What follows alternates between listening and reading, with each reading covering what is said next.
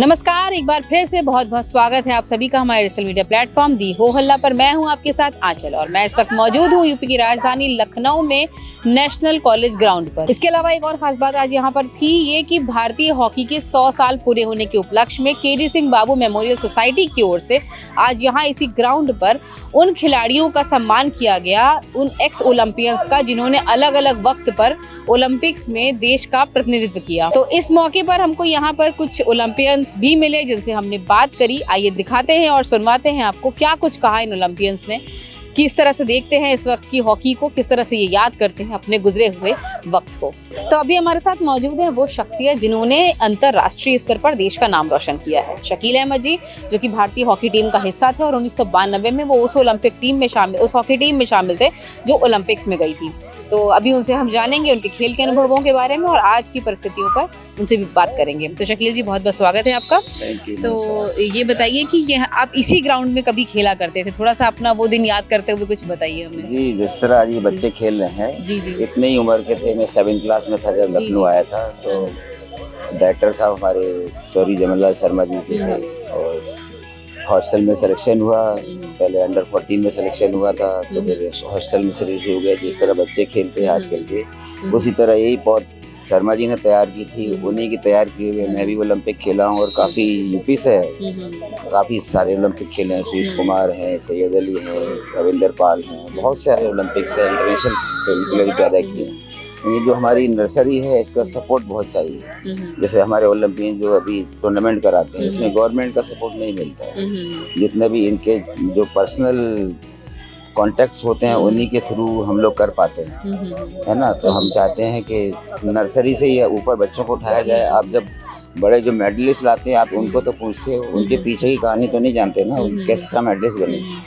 तो उनको हमारे गवर्नमेंट से भी वो है कि हाँ सपोर्ट मिलता है, लेकिन जो पर्सनली जो ये टूर्नामेंट कराते हैं, अंडर 14 कोई टूर्नामेंट नहीं कराता है, वो हाई लेवल का होता है। जो इतने बच्चे 12 साल 10 साल के बच्चों का होता है। तो इसे जब पौधी नहीं तैयार होगी तो आप नर्सरी में जब पौधा लेने जाते हैं तो छोटे ही लाते हैं ना, उसको सींचते हैं, संवारते हैं, तब बड़ा होता है, फूल देता है। तो इसी तरह ये बच्चे हैं, उसी तरह हम लोग भारतीय हॉकी ने एक बड़ा गोल्डन एरा देखा है ना, उसके बाद एकदम से डाउनफॉल भी देखा। अभी आजकल अगर हम बात करें तो फिर एक बार चीजें थोड़ा ठीक होती दिख रही हैं। इस पूरे सिनेरियो को किस तरह देखते हैं आप? देखिए, जो बीच में एक फॉल डाउन आया था उसकी वजह थी हमारा फेडरेशन। जो पहले का जो फेडरेशन था उसने कुछ भी नहीं किया, ना स्पॉन्सर्ड लाए गए, ना ही उसने हॉकी के लिए किया। जो सेक्रेटरी थे, प्रेसिडेंट थे, जो भी थे, लेकिन कुछ नहीं किया इन्होंने। आजकल की जो फेडरेशन है वो हॉकी के लिए भी अच्छा कर रही है, अपना स्पॉन्सर्ड भी ला रही है, प्लेयर्स को पैसा भी दिया जा रहा है।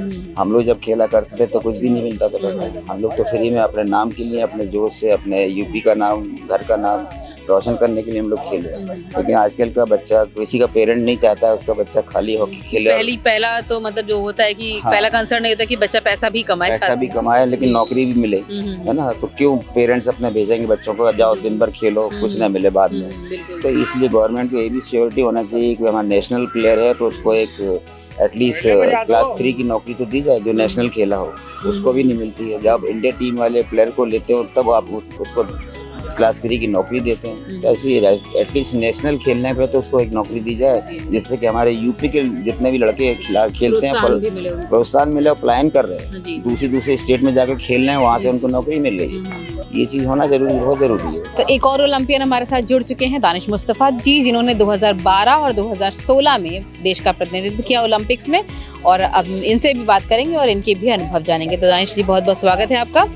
सबसे पहले तो यही आपसे कहेंगे कि आप इसी नर्सरी की उपज हैं और जो इतने आगे तक गए, तो अब यहाँ पर जो स्थितियाँ हैं, जिस तरह से बच्चों को सुविधाएं दी जा रही हैं या जैसे बच्चे यहाँ तैयारी कर रहे हैं, अपने समय में और आज के समय में तुलना अगर करें तो क्या फ़र्क महसूस करते हैं?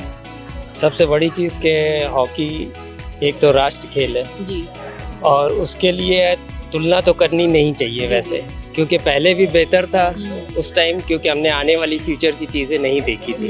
पर अगर अभी हम पिछला और अभी कंपेयर करेंगे तो जाहिर सी बात है डिफरेंस रहेंगे, क्योंकि अभी एस्ट्रोटर्फ मिल रहे हैं, तब इजली एस्ट्रोटर्फ नहीं मिलते थे। यूपी में 1 या 2 थे, तो हम लोग बहुत स्ट्रगल करके ऊपर आए हैं। और जो आज की जनरेशन है उनको ये बेनिफिट है कि उनको एस्ट्रोटर्फ मिल रहा है और जितने भी स्पोर्ट्स के इक्विपमेंट्स हैं वो इजीली प्रोवाइड हो जा रही है, जिसके वजह से उनको जल्दी ऊपर आने का मौका मिलेगा। गवर्नमेंट का क्या रोल देखते हैं इस पूरे सिनेरियो में कि जैसे बच्चों को आगे बढ़ने का मौका मिले और वो इतना आगे तक जा सके कि नेशनल इंटरनेशनल ओलंपिक्स तक वो खेल सकें, तो गवर्नमेंट अभी जो कर रही है उससे कितने आप संतुष्ट हैं, और अगर आपको लगता है कि कहीं किसी दिशा में सुधार की ज़रूरत है तो वो क्या हो सकता है? गवर्नमेंट देखिए अभी बहुत अच्छा कर रही है, जैसे कि ओलंपिक्स मेडलिस्ट को करोड़ों रुपए दे रही है, और एशियाड मेडलिस्ट को, कॉमनवेल्थ गेम्स को, और स्पेशली जॉब के लिए भी ऑफर कर रहे हैं। तो अगर जॉब रहेगी साथ में तो कंपटीशन बढ़ेगा और बच्चे खेलेंगे। और दूसरा जो प्लेटफॉर्म हॉकी इंडिया लीग का है, उस तरह के और भी टूर्नामेंट ऑर्गेनाइज होंगे तो गवर्नमेंट को सपोर्ट करने में इजी होगा, ताकि फेडरेशन और गवर्नमेंट दोनों साथ चलेंगे तभी बच्चे आगे निकलेंगे और देश के लिए अच्छा करेंगे और मेडल भी ज़्यादा आएगा। दानिश जी, थैंक यू सो मच हमसे बात करने के लिए। तो ये थे हमारे साथ दानिश मुस्तफ़ा, जिन्होंने साल 2012 और 2016 में ओलंपिक्स टीम में हिस्सा लेकर देश का प्रतिनिधित्व किया था। आज यहाँ इस नेशनल कॉलेज ग्राउंड पर 17वीं पद्मश्री पंडित जमनलाल शर्मा मेमोरियल राज्य स्तरीय प्रतियोगिता भी शुरू हुई है, जो कि अंडर 14 बालक हॉकी प्रतियोगिता है। ये आज से शुरू हुई और इसका मैच आप देख रहे हैं कि चल रहा है अभी यहाँ पर, और ये प्रतियोगिता चलेगी 21 नवंबर तक। जी हाँ, इसी ग्राउंड पर अलग अलग स्टेट्स के बच्चे आकर के यहाँ पर अपनी प्रतिभा का प्रदर्शन करेंगे, और आप यहाँ आकर ये देख सकते हैं कि किस तरह हॉकी का भविष्य उज्जवल करने के लिए नन्ही पौध तैयार हो रही है।